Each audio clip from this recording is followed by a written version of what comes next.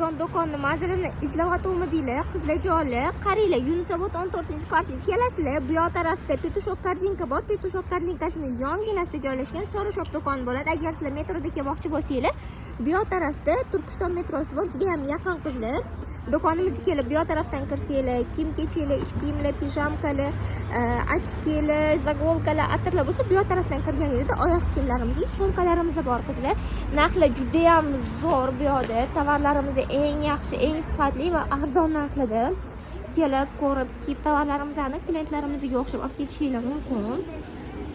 Hozir hamma yangilik tovarlarimizni arzon qilamiz.